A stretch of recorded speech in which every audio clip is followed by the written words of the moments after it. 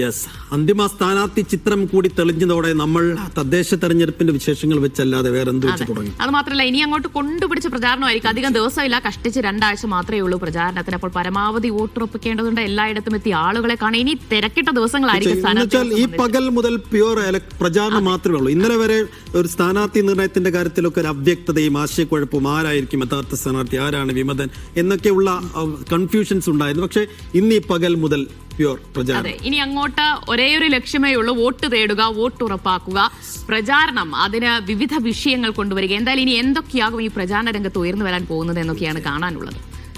അപ്പോൾ ആ വാർത്തയിലേക്ക് തന്നെയാണ് നമ്മൾ വരുന്നത്. അന്തിമ സ്ഥാനാർത്ഥി ചിത്രമായിരിക്കുന്നു. സംസ്ഥാനത്താകെ 72,005 സ്ഥാനാർത്ഥികൾ, 37,786 സ്ത്രീ സ്ഥാനാർത്ഥികളും 34,218 പുരുഷ സ്ഥാനാർത്ഥികളും ഒരു ട്രാൻസ്ജെൻഡർ സ്ഥാനാർത്ഥിയുമാണ് ഇത്തവണ മത്സര രംഗത്തുള്ളത്. വിവരങ്ങൾ നൽകാനായി ഞങ്ങളുടെ പ്രതിനിധികൾ വിവിധയിടങ്ങളിൽ നിന്ന് ചേരുന്നു. തിരുവനന്തപുരത്ത് നിന്ന് സിജോ വി ജോൺ, കൊച്ചിയിൽ നിന്ന് മുസിനാസു, കോഴിക്കോട് നിന്ന് മുഹമ്മദ് അസ്ലം എന്നിവരാണ് ചേരുന്നത്. ആദ്യം നമുക്ക് തിരുവനന്തപുരത്ത് നിന്ന് തന്നെ ആരംഭിക്കാം, അല്ലെ? സിജോ വി ജോൺ ഉണ്ട്. സിജോ, സ്ഥാനാർത്ഥി ചിത്രം തെളിഞ്ഞു കഴിഞ്ഞിരിക്കുകയാണ്.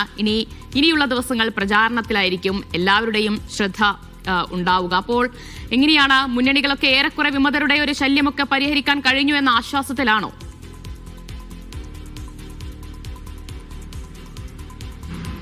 ഒരു പരിധിവരെ സാധിച്ചിട്ടുണ്ടെന്ന് പറയാം. എങ്കിലും വിമതർ പിന്തിരിയാതെ നിൽക്കുന്ന ഇടങ്ങൾ കൂടിയുണ്ട്.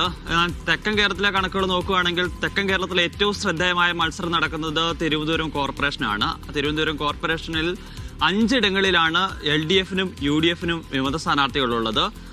അതിൽ പ്രധാനപ്പെട്ട സ്ഥലം എന്ന് പറയുന്നത് ഉള്ളൂര്, ചെമ്പഴന്തി, കാച്ചാണി, വാഴാട്ടുകുണം, വിഴിഞ്ഞം എന്നീ സ്ഥലങ്ങളിലാണ് LDF-നുള്ളത്. നമ്മൾ താരതമ്യേന പലപ്പോഴും LDF-നൊക്കെ അത്ര വിമത സ്ഥാനാർത്ഥികൾ തിരുവനന്തപുരത്തൊന്നും അത്ര കാര്യമായിട്ടുണ്ടാകുന്നില്ല. പക്ഷെ ഇത്തവണ കോർപ്പറേഷനിൽ മാത്രം 5 പേരുണ്ട് എന്നുള്ളതാണ്. അതിൽ പല ആളുകളും പാർട്ടികൾ പ്രധാനപ്പെട്ട ആളുകളാണ്. ലോക്കൽ കമ്മിറ്റി അംഗങ്ങളായിട്ടുള്ള ആളുകളാണ് 2 പേരുള്ളത്. അതിൽ ഉള്ളൂരിൽ മത്സരിക്കുന്നത് K. ശ്രീകണ്ഠനാണ്. ശ്രീകണ്ഠന് മാധ്യമപ്രവർത്തകനായിരുന്നു. ദേശാഭിമാനിയുടെ ബ്യൂറോ ചീഫൊക്കെ ആയിട്ട് പ്രവർത്തിച്ചിട്ടുള്ള ആളാണ്. അദ്ദേഹം ഇപ്പോഴും സജീവമായി തന്നെ പ്രതിനിധി രംഗത്തുണ്ട്. പാർട്ടിയുടെ വിലക്കൊക്കെ മറികടന്നുകൊണ്ട് സജീവമായി നിലനിൽക്കുകയും ചെയ്യുന്നുണ്ട്. അതോടൊപ്പം തന്നെ വാഴോട്ടുകോണത്ത് മത്സരിക്കുന്നത് ലോക്കൽ കമ്മിറ്റി അംഗം കൂടിയ KV മോഹനാണ്. അങ്ങനെ 2 പ്രധാനപ്പെട്ട ആളുകളാണ് LDF-ൽ നിന്ന് വിമതരായി കോർപ്പറേഷനിലിട്ടുള്ളത്. അതോടൊപ്പം തന്നെ UDF-ൽ നിന്നും ഞാൻ പറഞ്ഞതുപോലെ 5 പേരുണ്ട്.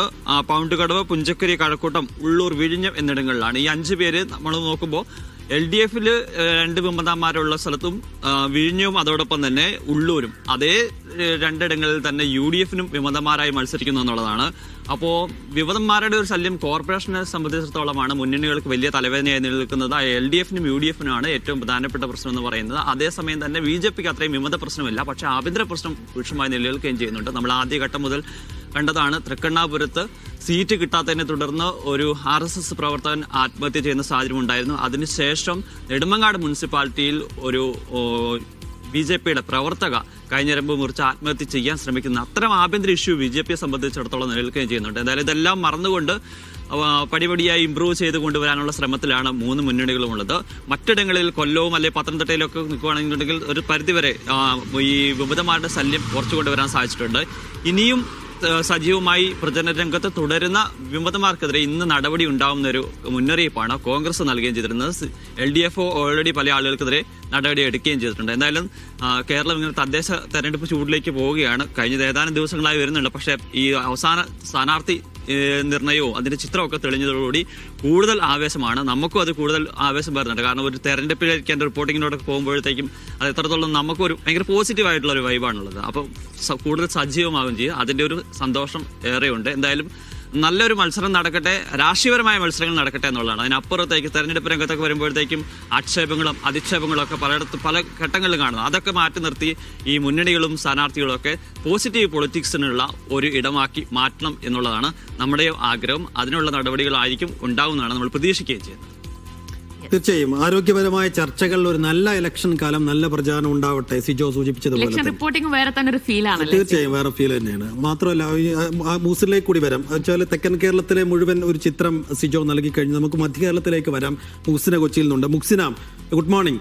ഇപ്പോൾ സിജോ സൂചിപ്പിച്ചതുപോലെ നമുക്ക് വിമതർ കുറഞ്ഞാൽ സ്വാഭാവികമായി മാധ്യമപ്രവർത്തകർക്കും പണി കുറയും. അല്ലെങ്കിൽ ഒരു സ്ട്രോങ് വിമതൻ വന്നാൽ അയാളുടെ പിന്നാലെ ഓടണം, ഔദ്യോഗിക സ്ഥാനാർത്ഥികളുടെ പിന്നാലെ അതും ഓടണം. അപ്പോൾ ഈ വിമതന്മാരുടെ ശല്യം ഏറെക്കുറെ കുറഞ്ഞത് നമ്മുടെ സൈഡിൽ നോക്കുമ്പോൾ ഇപ്പോൾ റിപ്പോർട്ടർമാരുടെ സൈഡ് നോക്കുമ്പോൾ എത്ര കണ്ട് ആശ്വാസകരമാണ്. അപ്പം കോൺഗ്രസിലൊക്കെ കുറെ കൂടി ഇപ്പം മൊത്തത്തിലൊരു 2500ഓളം സ്ഥാനാർത്ഥികളുടെ എണ്ണത്തിൽ കുറവുണ്ട്. കോൺഗ്രസിൽ തന്നെ കാര്യമായ വിമത ശല്യം കുറഞ്ഞു എന്ന് അവർ പറയുന്നുണ്ട്. അത് കൃത്യമായി പരിശോധിക്കപ്പെടണം. എങ്കിൽ കൂടിയും മധ്യ കേരളത്തിലെ ജില്ലകളിലും എറണാകുളത്തും ഒക്കെ എന്താണ് സ്ഥാനാർത്ഥി ചിത്രം തെളിഞ്ഞപ്പോൾ പൊതുവിലുള്ള അവസ്ഥ? ഇപ്പോഴും വളരെ സ്ട്രോങ് ആയി വിമതന്മാർ നിൽക്കുന്നത് മൂലം തലവേദന മുന്നണികൾക്കുണ്ടാക്കുന്ന മണ്ഡലങ്ങൾ, ജില്ലകൾ ഏതൊക്കെയാണുള്ളത്?